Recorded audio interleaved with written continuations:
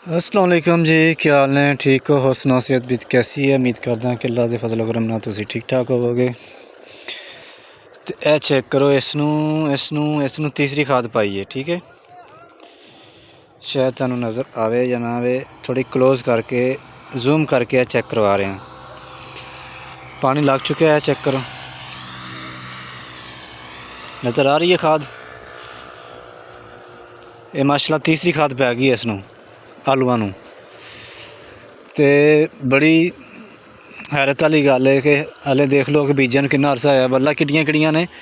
तीन खादां पै चुकियां, इसनूं भी तीन खादां पै चुकियां। इसनूं अनकरीब चौथी खाद पैनी है, जिहड़ी तुहाडे सामने तुहानूं नज़र आ रहे हैं आलू।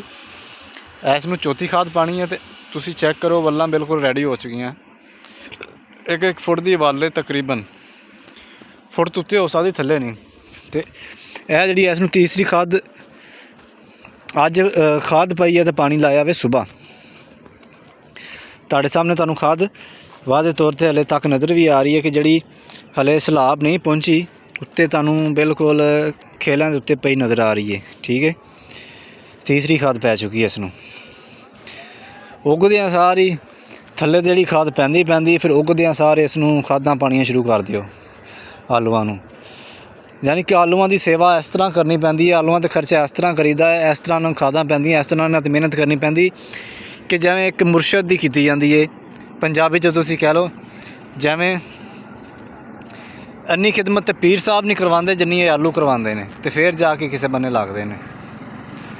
लाओ साहब भी कितना खर्चा हो चुका है, कितने तीन खाद इसनूं पै गई, सॉरी इसनूं चौथी खाद भी पै चुकी है, तो इसनूं तीन खादां पै चुकियां। तो अंदाज़ा लाओ कि खर्चे का तुसीं आप ही अंदाज़ा ला सकते हो भी कितना खर्चा इस ते हो चुका है, तो कितना खर्चा इस ते होवेगा। उस तो बाद जाके किसी बन्ने कहते ना भी पीर मनाने बड़े औखे होंदे ने। ये पीरां वाला हिसाब है। मैं अपनी ज़ाती तौर पर कह रहा कि एक पीरां वाले हिसाब है कि पीर मनाने बड़े औखे। जितना इन्हां ते आलूआं ते खर्चा हुंदा वे, तौबा वे। एक तुहानूं पता कि आलू एक महंगी फसल है।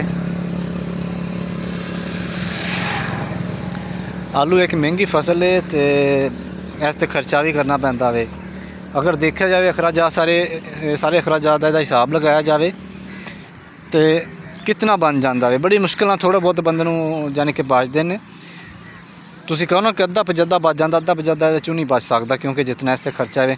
पानी तो पानी लाई जाओ, ठीक है, तीसरे चौथे दिन पानी लाना पैंदा इनूं, चौथे दिन पंजवें दिन फिर एक पानी तो खाद ना पे, अगले पानी तो पानी खाद पानी है। एक पानी तुसीं मिस करोगे, अगले पानी तो फिर खाद पानी है इसनूं।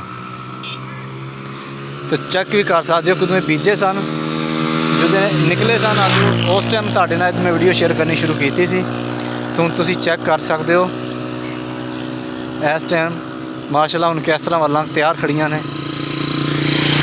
वैसे तो जाके अज 28 नवंबर है, तो जनवरी दे विच जाके आलू होना वे, उस तो पहला नहीं, जनवरी से जा रेडी होएगा। लेकिन तुसीं हिसाब लाओ कि जनवरी तक इस ते खर्चा ही हुंदा जाना वे, खर्चा करते जाना वे, खाद पाई जाओ, स्प्रे कर दो जी, पानी ला दिओ जी।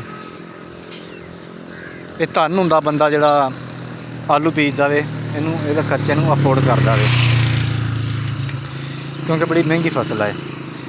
तो अल्लाह करे अगर जिस हिसाब नाल इस ते खर्चा हुंदा वे, उस हिसाब नाल अगर फसल हो जाए तो फिर बचत भी आती है। नहीं कि बचत नहीं आती, बचत भी आती है इस फसल के विचों, लेकिन पहला मेहनत करनी पैंदी है।